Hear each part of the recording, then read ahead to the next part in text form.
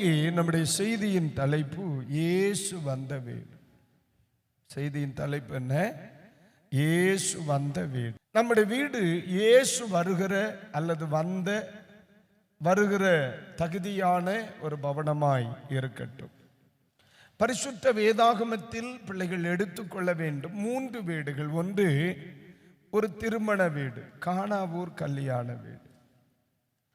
2 பேதுருவின் வீடு. 3 சகேயுவின் வீடு. இந்த 3 வீடுகளுக்கும் ஆண்டவர் இயேசு வந்தார். இந்த 3 வீடுகளும் அதற்கு பின் அடையாளப்படுத்தப்பட்டன.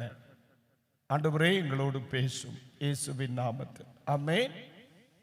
இந்த 3 சம்பவங்களும் நம்ம எல்லாருக்கும் நல்லாவே தெரியும். ஆனா இந்த 3 வீட்டுக்கும் இயேசு வராமல் இருந்திருந்தால் இந்த வீடு இருந்ததற்கு அடையாளமே இருந்திருக்கிறார். கானாவூரில் நடந்த கல்யாண வீட்டுக்கு இயேசு வந்தார். 2000 வருஷமா அந்த வீடை குறித்து நம்ம பேசுறோம்.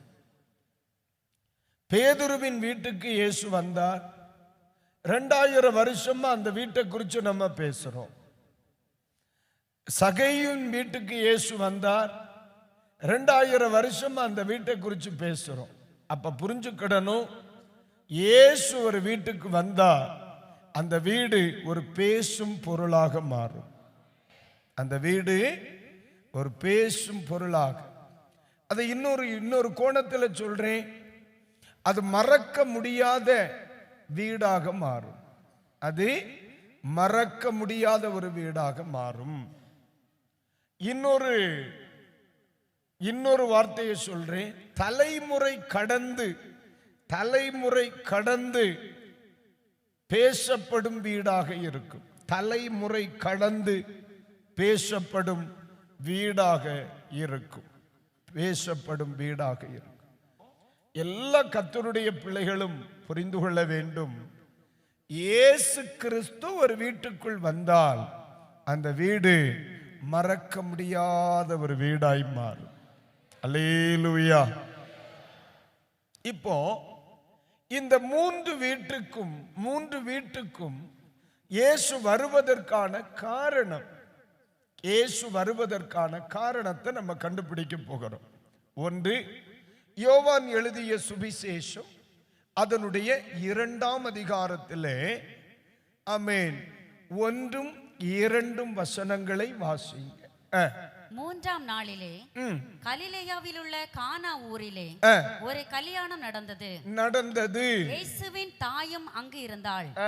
இயேசுவும் அவருடைய சீசரும் அந்த கல்யாணத்துக்கு அழைக்கப்பட்டிருந்தார்கள். இந்த வீட்டுக்கு இயேசு வருவதற்கு காரணம் என்ன? அழைத்ததால் வந்தார். சொல்லுங்க அந்த வார்த்தைய. அப்ப இயேசு அழைத்தால் வருகிறவர். கூப்பிட்டாங்க, இயேசு வந்தார். இந்த முதல் வீடு இயேசுவின் கால் இந்த முதல் வீட்டில் படுவதற்கான காரணம், தம்பி, கூப்பிட்டா வருவார். நீங்க உங்க வாழ்க்கையில இயேசுவை கூப்பிட்டா, உங்க பயணத்துல இயேசுவை கூப்பிட்டா, உங்க பிசினஸ் எல்லையில இயேசுவை கூப்பிட்டா, உங்க வீட்டில் இயேசுவை கூப்பிட்டா அவர் கண்டிப்பா வருவார். அல்லேலூயா. அநேகருடைய வீடுகளில் இந்த இயேசுவை அனுபவிக்க முடியாமல் போவதற்கு காரணம், இந்த இயேசுவை தனது வாழ்க்கையில் ஆமென் பெற்றுக்கொள்ள முடியாமல் போவதற்கு காரணம், இயேசு கிறிஸ்துவை அழைக்க மறுப்பது. வாழ்க்கையில நீங்க கவனிக்கணும், நீங்க விரும்பணும், ஆண்டவரே என் வாழ்க்கையில நீங்க வரணும், நீங்க எப்போதும் என் கூட இருக்கணும், என் வீட்டில் நன்மையானாலும் சரி தீமையானாலும் சரி நீங்க எப்பவும் என் வாழ்க்கையில கூட இருங்கப்பா அப்படி சொல்லி நீங்க கூப்பிடுங்க. அது தினம்பிரதி நடக்கட்டும், எல்லா நேரங்களிலும் நடக்கட்டும், எல்லா காலத்திலையும் நடக்கட்டும், எல்லா விஷயத்திலையும் நடக்கட்டும். அவர் அழைத்தால் வருகிற கர்த்தர். ஒரு அல்லேலூயா. ரெண்டாவது யாருக்கு வீடு? பேதுருக்கு வீடு. எங்க படிக்கிறீங்க? மத்தேயு 8ஆம் அதிகாரம் 13 14 14 அப்படிங்க பார்க்கலாம். இயேசு பேதுருவின் வீட்டிலே வந்து இயேசு பேதுருவின் வீட்டிலே வந்து அவன் மாமி ஜுரமாய் கிடக்கிறதை கண்டார். மாமி ஜுரமாய் கிடக்கிறதை கண்டார். அவர் அவள் கையை தொட்ட உடனே ஜுரம் அவளை விட்டு நீங்கிற்று. அவள் எழுந்திருந்து அவர்களுக்கு பணிவிடை செய்தாள். கைகளை உயர்த்தி ஒரு அல்லேலூயா. அப்ப இந்த வீட்டுக்கு இயேசு வர காரணம் என்ன? இந்த வீட்டுக்கு இயேசு வர காரணம் என்ன? ஏன் இந்த வீட்டுல ஒருத்தர் இயேசுவோட இணைந்து டிராவல் பண்ற. இந்த வீட்டுக்கு இயேசுக்கு இடையில என்ன இருக்கிறது? தொடர்பு இருக்கிறது, இணைந்த வாழ்வு இருக்கிறது. இப்ப இயேசு நம்ம வாழ்க்கையில வரணும்னா ஒண்ணு நீங்க கூப்பிடணும், ரெண்டு அவரோடு இணைந்து வாழ, இணைந்து பயணிக்க, இணைந்து டிராவல் பண்ண பழகணும் மக்களே. ஆமென்.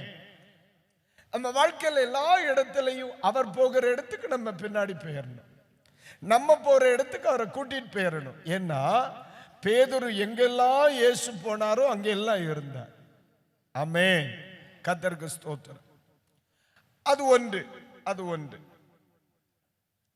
இப்போ அப்ப நம்ம வாழ்க்கையில ஒன்னு புரிஞ்சுக்கிடணும், நம்ம ஆண்டவரோடுள்ள அந்த ரிலேஷன்ஷிப்பை கரெக்டா மெயின்டைன் பண்ணணும்னா நம்ம வீட்டுக்கு நம்ம கூப்பிடாமையே இயேசு வருவார் இல்லைங்களா? நம்ம கூப்பிடாமையே அவர் வருவார் கண்டிப்பா. கரெக்டா மெயின்டைன் பண்ணா போதும், இப்ப நீங்க இருக்கிறீங்க, உங்க உறவுல ஒருத்தர் உங்க கூட ரொம்ப ரிலேஷன்ஷிப்ல இருக்கிறார்னு வைங்களேன், அவங்க கூப்பிட்டாதான் நீங்க அவங்க வீட்டுக்கு போவீங்களா? அந்த வழிய போனா எல்லாம் போவீங்க. அதே மாதிரிதான் அபிரகாமுக்கு ஆண்டவருக்கு உள்ள ரிலேஷன்ஷிப். அந்த பக்கத்துல எப்ப போனாலும் ஆண்டவர் அபிரகாம் வீட்டுக்கு போனார்.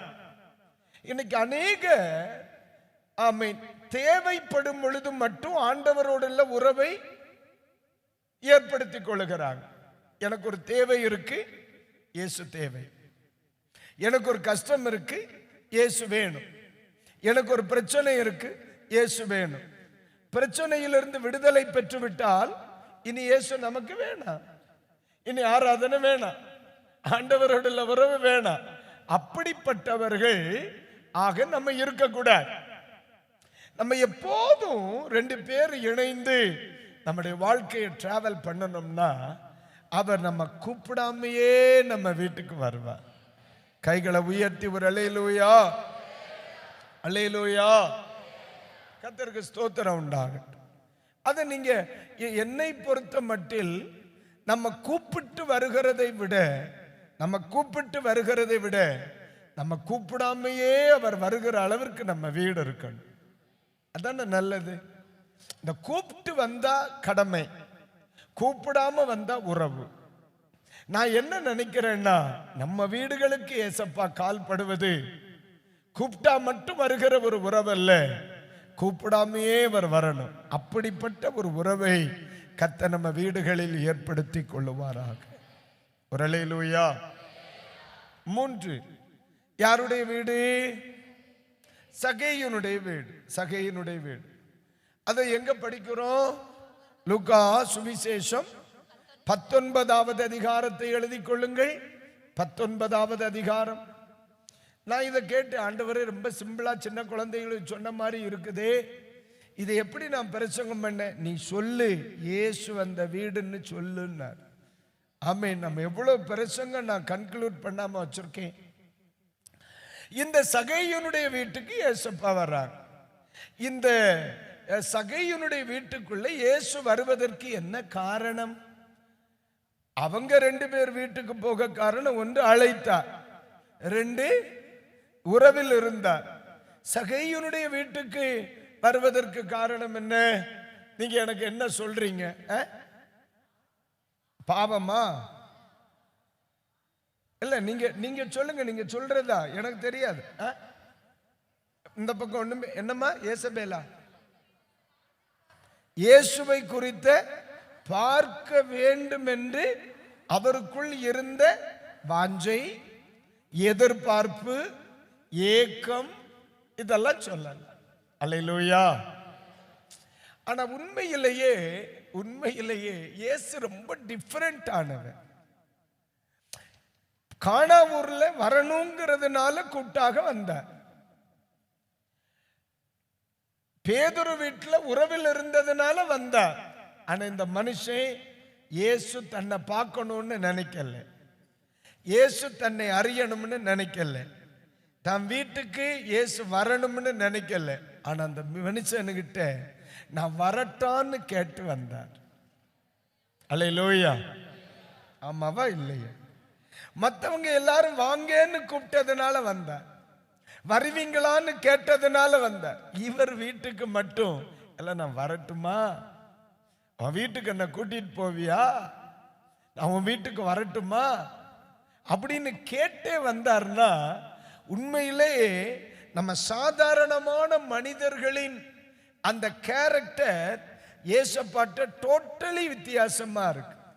நம்ம எங்க தோத்திரம் தாத்தா அடிக்கடி சொல்லுவார், மதியார் வீட்டை என்ன செய்யப்படாது, மிதிக்காதே. மதியார் வீட்டை மிதிக்காத. உண்மையிலேயே இந்த இடத்துல இயேசு வரணும் அப்படின்னு சொல்லுகிற எத்தனையோ ஆயிரம் பேர் வீட்டுக்கு இயேசு போல. ஆமென். வருகிறது, அவர் எங்கய்யா வரப்போறார் நம்ம வீட்டுக்கு அப்படின்னு நினைச்ச வீட்டுக்கு நான் வரேண்டாவான் வீட்டுக்கு அப்படின்னு இயேசு போனார். அதனாலதான் அதை இன்னைக்கு வரைக்கும் இயேசப்பா செய்துட்டானே இருக்கிறார். எப்படி தெரியுமா?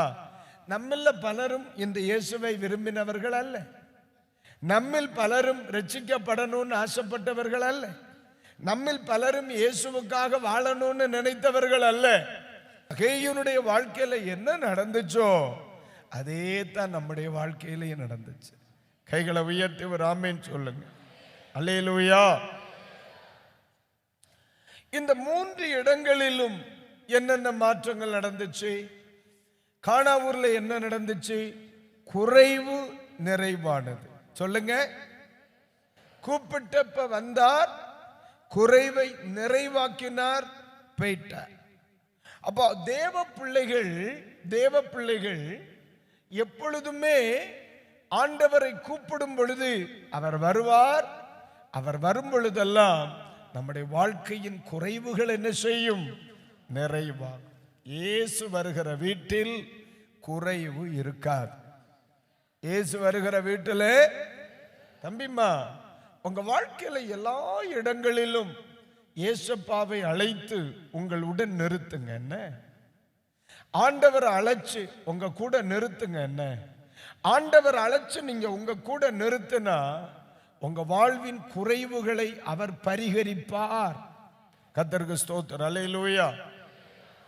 நான் இதை இப்படி இமேஜினேட் பண்றேன், எந்த வீட்டுக்குள்ள குறைவு இருக்கிறதோ அதே வீட்டுக்குள்ள நிறைவானவரும் இருக்கார். அதனால நம்ம பயப்பட வேண்டிய அவசியம் நமக்கு இல்லை. அப்போ பைபிள் சொல்லுது, கூப்பிட்டாங்க, வந்தார், குறைவுகளை என்ன செய்தார். அப்ப இன்றைக்கு நீங்க கூப்பிட்டா உங்க வாழ்க்கையில வருவார், குறைவுகளை என்ன செய்வார்? நிறைவாக்கும். ஆமென். மாமியார் வீட்டில் என்ன நடக்குது? பேதுரு வீட்டில் ஆமென் தோத்துறோம். பேதுரு வீட்டில் என்ன நடக்குது? அந்த அம்மா சோமாகறாங்க. அவங்கள சுகமாக்க காரணம் என்ன? என்ன சோமாக்க காரணம் என்னம்மா? லூக்கா 4ஆம் அதிகாரம் 38ஆம் வசனத்தை படிங்க. லூக்கா 4:38 படிங்க. பின்பு அவர் ஜெப ஆலயத்தை விட்டு புறப்பட்டு சீமோன் வீட்டில் பிரவேசித்தார். சீமோனுடைய மாமி கடும் ஜுரமாய் கிடந்தாங்க. அவளுக்காக அவரை வேண்டிக் கொண்டார்கள். அல்லேலூயா. சத்தம் அல்லேலூயா. அவளுக்காக அவரை வேண்டிக் கொண்டார்கள்.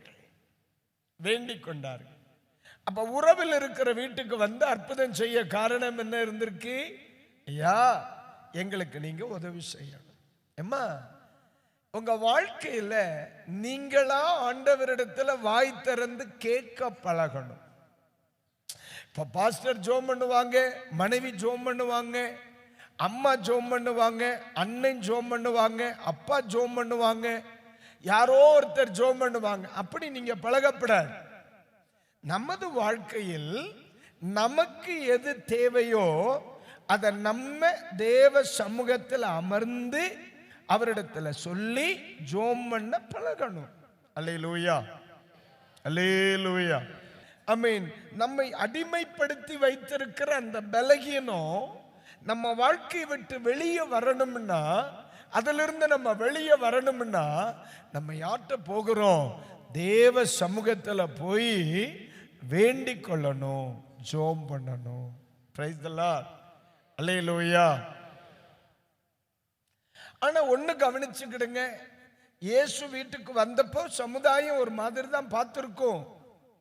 இயேசுவினிடத்தில், இயேசு நம்ம குடும்பத்தில் வருமோ, குடும்பங்கள் ஒரு மாதிரி எல்லாம் சொல்லி இருக்கும். அதெல்லாம் கவனிக்க கூடாது. நம்ம வாழ்க்கையில தேவை இயேசு, நம்ம வாழ்க்கையில தேவை இயேசு.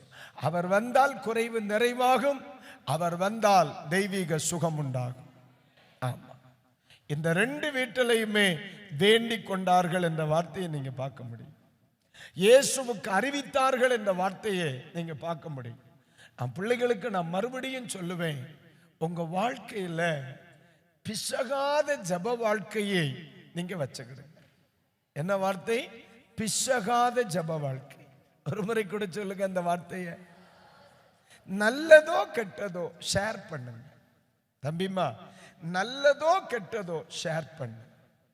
நன்மையானாலும் ஷேர் பண்ணு, தீமையானாலும் ஷேர் பண்ணு, விரும்புறதானாலும் ஷேர் பண்ணு, விரும்பாததானாலும் ஷேர் பண்ணு. நீ ஆண்டவரிடத்துல ஷேர் பண்ணு, ஆண்டவர் ஏதாவது செய்யாம இருக்க மாட்டார். அல்லேலூயா. ரொம்ப ஆழமாலாம் பேசலாம், ஆனா நான் என்னவோ என் ஆண்டவர் அப்படி நடத்துறது இல்லை. லகுவா நான் குழந்தைகளுக்கு சொல்ற மாதிரி, ஒன்னும் இல்லடா ஜபம்னா ஓடி போய் பாய போடணும்னு இல்லை. நின்ன இடத்துல, எப்பா இப்படி ஒரு காரியம் இருக்குப்பா, இப்படி ஒரு வருத்தமா இருக்கு, நீங்க பாத்தீங்களா இல்லையா, அவங்க இப்படி பேசிட்டு போறாங்க, என்னன்னு கேளுங்க. இதுதான், இதுதான். உடனே ஓடி போய் ஒரு பாயை எடுத்து போட்டு பாய்க்கு முன்னால பைபிளை விரிச்சு வச்சு என்னை மறவா ஒரு நீள பாட்டை பாடி, அதுக்கெல்லாம் பஸ் ஸ்டாண்டில் வாய்ப்பு கிடைக்காது. ஆண்டவர் எதிர்பார்க்கிறது இதுதான். ஆண்டவர் எதிர்பார்க்கிறது தான். ஒரு இப்பா அந்த வண்டி ரொம்ப பாஸ்டா போகுது, அந்த வண்டி ரொம்ப வேகமா டிராவல் பண்ணுது, இப்படி போன அந்த பயலுக்கு ஏதாவது ஆயிருமே, அந்த வேகத்தை குறைக்க சொல்லுங்க. இதுதான், இப்படித்தான் பரிசுத்தவான்கள் இருந்திருக்கிறாங்க. அல்லாத பட்சத்தில் நம்ம ஓடி அதுக்கு போற இடம் பூரா கோரம்பா கொண்டு போக முடியுமா மோனே? முடியாதுல்ல. அப்போ எந்த இடத்துல ஆனாலும் நம்ம வாழ்க்கை இதே மெயின்டைன் ஆகணும். உன்னை பார்த்துட்டீங்களா அவர்கிட்ட சொல்லுங்க. வழியில உன்னை பார்த்துட்டீங்களா, இப்ப பாருங்க அந்த பூ ரொம்ப நல்லா இருக்கு இல்லைங்களா, அவர்கிட்ட சொல்லுங்க. ஆமென். போகும் பொழுது ஒரு நல்ல கார் வேகமா போகுது, நீங்க ஒரு வார்த்தை, கார் நல்லா இருக்குல்ல, இப்ப அந்த வண்டி ரொம்ப நல்லா இருக்குல்ல, ஆண்டவரே ஸ்தோத்திரம், அப்படி ஷேர் பண்ணுங்க. நான் சொல்றேன், ஆண்டவருக்கு உங்களுக்கு உள்ள உறவை இப்படித்தான் ஏசப்பா வைக்க விரும்புறார். நான் சொல்றது எத்தனை பேருக்கு புரியுது தம்பி? அல்லேலூயா. உங்க லைஃப நீங்க இப்படி அமைச்சுக்கிட்டீங்கன்னா உங்க வாழ்க்கையில எவ்ரி டைம், ஒவ்வொரு நேரமும் ஒவ்வொரு நிமிஷமும் மிராக்கிளா தான் இருக்கும். எல்லா பகுதிகளிலும் மாற்றங்களை நீங்க பார்த்துக்கிட்டே இருப்பீங்க. அது ஏன்னா அதுதான் உறவு, அதுதான் உறவு. அல்லேலூயா. ஆனா அதே நேரத்தில் நான் சகையு வீட்டுக்கு வரும் பொழுது, சகையு வீட்டுக்கு வரணும், என் வீட்டுக்கு வரணும், என் வீட்டுக்கு ரட்சிப்பு வரணும், இதெல்லாம் ஆசைப்பட்டவரே ஒரு எட்டு பார்த்தரணும், ஒரு எட்டு பார்த்தரணும் அவரை. ஆனா இயேசுவை பார்க்க வேண்டும் என்ற எண்ணத்துல என்ன செய்தார் தெரியுமா? கொஞ்சம் ரிஸ்க் எடுத்தார். என்ன எடுத்த? அதுக்கு தமிழ்ல என்ன செயல் சொல்லலாம்? முயற்சி பண்ணினார். ஆனா அவருடைய முயற்சி சாதாரண முயற்சி அம்மா கடினமான முயற்சி. ஆளு கட்ட ஏறுறது மரத்தில் கடினமான முயற்சி. நம்ம அதுதான் நான் எப்பவுமே சொல்லுவேன். போன வாரத்துக்கு 2-3 வாரத்துக்கு முன்னால சொன்னேன், அவருக்கு வேண்டி நீ கொஞ்சம் இறங்குனா நமக்கு வேண்டி அவர் ஆழத்துக்கு வருவார். ஏன் இயேசுவை பார்க்க வேண்டும் என்பதற்கு ஒரு மரத்தில் ஏறினார் சகையு. இந்த சகையு வீட்டை பார்க்கிறதுக்கு அவர் கிலோமீட்டர் நடந்தார். ஒரு மரத்துல தான் ஏறினார். அதுதான் மக்களை இயேசு, அதுதான் இயேசு. நீங்க அவருக்காக ஒரு முயற்சி, நீங்க அவருடனான ஒரு முயற்சி, நீங்க அவருக்கென்று எடுக்கிற ஒரு முயற்சி. மக்களை ஜெபத்துக்கு கொஞ்சம் ட்ரை பண்ணா தான் முடியும். ஆராதனைக்கு வர்றது கொஞ்சம் ட்ரை பண்ணா தான் முடியும். உபவாசம் பண்றது கொஞ்சம் முயற்சி செய்தா தான் முடியும். கொஞ்சம் ட்ரை பண்ணுங்க. சகை ட்ரை பண்ணார்ல, ரொம்ப கூட்டமா இருக்கு கிளம்புவோம் அப்படின்னு அவர் போயிருந்தா அவர் வீட்டுல யார் கால் பட்டிருக்காது? ஏசப்பா கால் பட்டிருக்காதுல்ல. கொஞ்சம் ரிஸ்க் எடுக்கலாம்லம்மா. நீங்க ஆண்டவர் காரியத்துல கொஞ்சம் ரிஸ்க் எடுக்கலாம்ல, ஜப காரியத்துல கொஞ்சம் ரிஸ்க் எடுக்கலாம்ல, ஆராதிக்கிற விஷயத்துல கொஞ்சம் ரிஸ்க் எடுக்கலாம்ல. எத்தனையோ காரியங்களுக்கு மறுபடி முயற்சி பண்றீங்க. எக்ஸாம்ல ரீட்ரை பண்ற, ஜாபுக்கு ரீட்ரை பண்ற, பிசினஸுக்கு ரீட்ரை பண்ற, எல்லாத்துக்கும் மறுபடியும் முயற்சி பண்ற. இதுக்கு மட்டும் ஆண்டவரா வந்து தரணும், இல்லைன்னா பாஸ்டரா வாங்கி தரணும். அது என்ன பழக்கம்? நம்ம கொஞ்சம் முயற்சி பண்ணலாம்ல, நம்ம கொஞ்சம் ஆண்டவருக்குள்ள இன்னும் இறங்கி வரலாம்ல. அப்போ அந்த மனிதருடைய முயற்சியை பரலோகம் பார்த்துச்சு. கைகளை உயர்த்தி வரலே லூயா. ஆனா ஒன்னு சொல்ற மக்களே, பக்கத்து வீட்டில் இருந்துட்டு ஆலயத்திற்கு வருகிறவர்களை விட வெகு தூரங்களிலிருந்து முயற்சி செய்து வர்றீங்க பாத்தீங்களா, அதுதான் சகையவனுடைய வீடு. அது யார் வீடு? சகையவனுடைய வீடு. ஏன்னா அவங்க கூப்பிட்டதுனால இயேசு வரல, இயேசுவே கூப்பிட்டு சொன்னார், உன் வீட்டுக்கு நான் என்ன செய்றேன், வர்றேன். அந்த வார்த்தை எப்படி சொல்லுவார்? என்ன வார்த்தை யூஸ் பண்ணுவார்? அதை படிங்க. 19ஆம் அதிகாரம். இயேசு அந்த இடத்தில் வந்தபோது அண்ணாந்து பார்த்து அவனை கண்டு சகேயுவே, நீ சீக்கிரம் இறங்கி வா, இன்றைக்கு நான் உன் வீட்டிலே தங்க வேண்டும் என்றார். ஒரு அல்லேலூயா. ஐயா ஒண்ணு சொல்லுதே, கல்யாண வீட்டுக்கு வந்தார், தங்கினாரா? இல்ல. பேதுரு வீட்டுக்கு வந்தார், தங்கினாரா? ஆனா சகையு வீட்டுக்கு வந்தார், தங்க இல்ல வந்தார். மீதி எல்லா வீட்டுக்கும் வந்தார், தந்தார், கிளம்பிட்டார், வந்தார், செய்தார், கிளம்பிட்டார். ஆனா இவர் வீட்டுல மட்டும் வந்து தங்கினார். இயேசுவை பார்க்கிறதுக்காக என் பிள்ளை முயற்சி செய்தாம்டா. ஹல்லேலூயா. ஆமென். ஒன்னு சொல்றேன், இயேசு கிறிஸ்து கல்யாண வீட்டுல இருந்ததுனாலதான் அங்க இருக்கிற பிரச்சனையை ஷேர் பண்ணாங்க. ஆமாவா இல்லையா? ஆமாவா இல்லையா? அவர் வந்ததுனாலதான் இந்த பிரச்சனை அவருக்கு காத்துக்கு வந்து. பேதுரு வீட்டுக்கு இயேசு வந்ததுனாலதான் இந்த பிரச்சனையை ஷேர் பண்ணாங்க. மீதி எல்லார் வீட்டுக்கும் இயேசு போனார். ஆனா இந்த ஆளு மட்டும்தான் இயேசு இருக்கிற இடத்துக்கு தான் வந்தான். ஆண்டவரை நம்ம வீட்டுக்கு கூப்பிட்டு சொல்லுகிறத விட அவர் இருக்கிற இடத்துல போய் நிற்கிறது தான் ஆசீர்வாதம். அல்லேலூயா. நான் சொல்லது புரியுதா மோனே? அவர் எங்க இருக்கிறார், அவர் எங்க இருக்கிறார், அவர் எங்க வெளிப்படுகிறார், அவர் எங்க பேசுகிறார், அவர் பிரசன்னை எங்க இருக்கு, அந்த இடத்துக்கு நான் போறேன். நம்ம வீட்டுக்கு அவர் வருவார் கூப்பிட்டா. ஆனா அவர் என்னுடைய வீட்டுக்கு வந்து என் பிரச்சனையை நான் ஷேர் பண்றதுக்கும், அவர் எங்கு வெளிப்படுகிறாரோ, அவர் எங்கு நிற்கிறாரோ, அவர் இருக்கிற இடத்துல நான் தேடி போய் என் காரியத்தை சொல்றதுக்கு வித்தியாசம் மக்களே. ஆனா இந்த ஆள் அவரை தேடி வந்தார். அதனால தான் நான் எப்பவுமே பிள்ளைகளுக்கு சொல்ல, அவர் வெளிப்படுகிற இடத்துல நம்ம அவரை தேடி போகணும் மக்கள். என்ன ஹல்லேலூயா.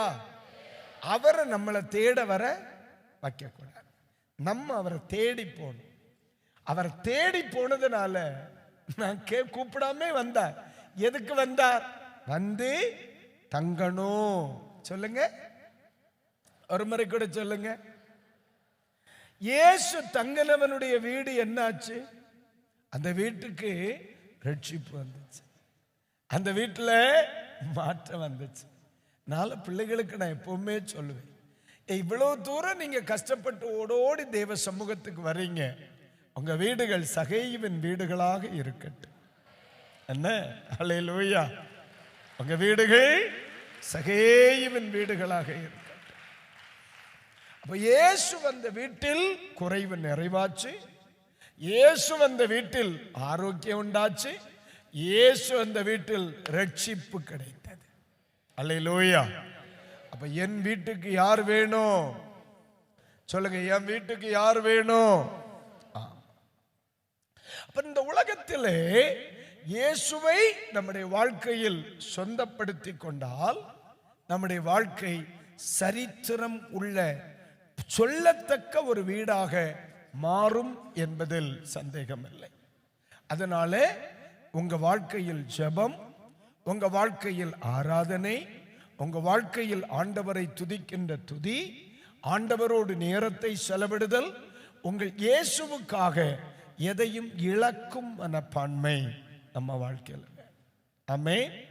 முயற்சி எடுக்கணும் மக்களே. ஸ்பிரிச்சுவலா நம்ம பாருங்களேன், இப்ப நம்ம எல்லாத்துக்குமே ஒரு தடவைக்கு மேல ஒரு தடவை முயற்சி எடுக்கிறோம் இல்ல, அதுக்காக கொஞ்சம் ட்ரை பண்ணுங்க. ஜெபத்துக்கு வர ட்ரை பண்ணுங்க, பைபிள் படிக்க ட்ரை பண்ணுங்க, ஆராதிக்க ட்ரை பண்ணுங்க, ஊழியத்துக்கு வர ட்ரை பண்ணுங்க. நீங்க கொஞ்சம் ஏறி வாங்க, ஆண்டவர் உங்களுக்கு ரொம்ப தூரம் வருவார். நீங்க அவருக்கு கொஞ்சம் இறங்கினா அவர் உங்களுக்கு எங்கேயும் இறங்குவார். தம்பிமா, விளையாட்டா நினைக்காத. நானும் கேஷுவலா இயல்பா நான் பேசுறேன். நீ அவருக்காக இறங்கி வந்தா அவர் உங்களுக்கு இறங்கி வருவார். ஆனா ஒண்ணு சொல்றேன், அவர் இல்லாம நீ எதையும் செய்ய மாட்டாய், எதையும் செய்ய மாட்டாய். ஹல்லேலூயா.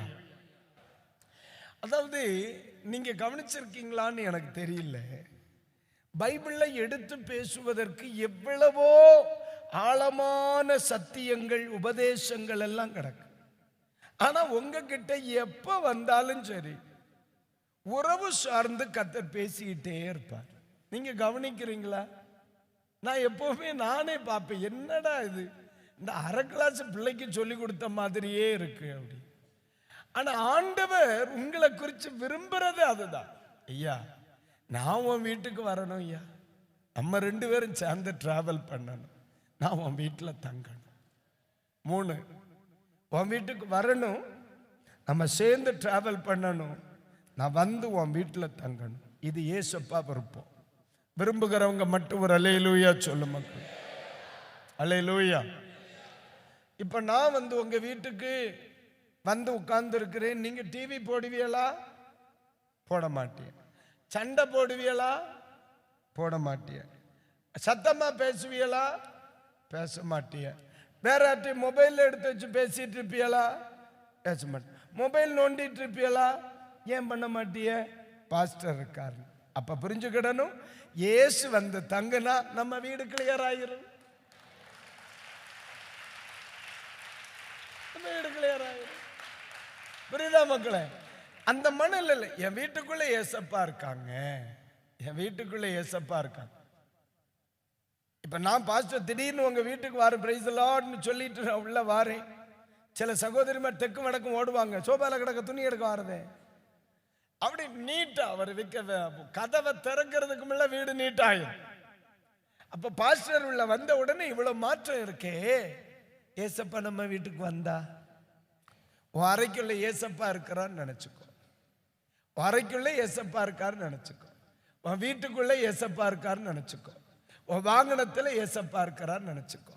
இந்த மனநிலையில நீ வாழ்ந்தேன்னா நீ எங்கேயோ ஒரு இடத்துல சரித்திரமா நிப்ப, மறந்துடா.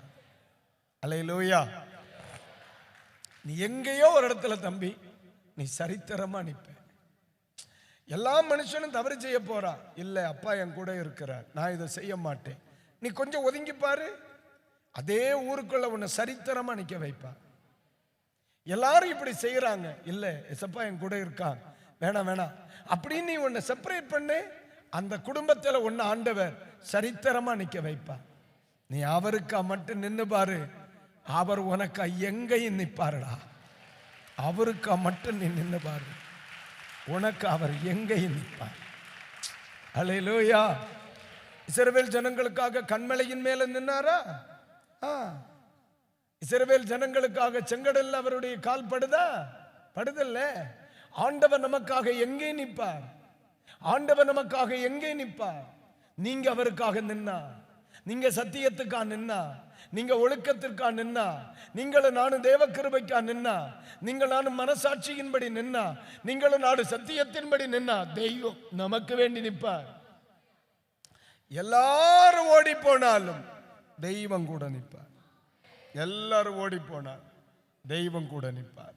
இன்றைக்கு சொல்லுகிறேன், இயேசு வருகிற வீட்டில் குறைவு நிறைவாகும். இயேசு வருகிற வீட்டில் ஆரோக்கியம் உண்டாகும். இயேசு வருகிற வீட்டில் ரட்சிப்பு உண்டாகும். அல்லேலூயா.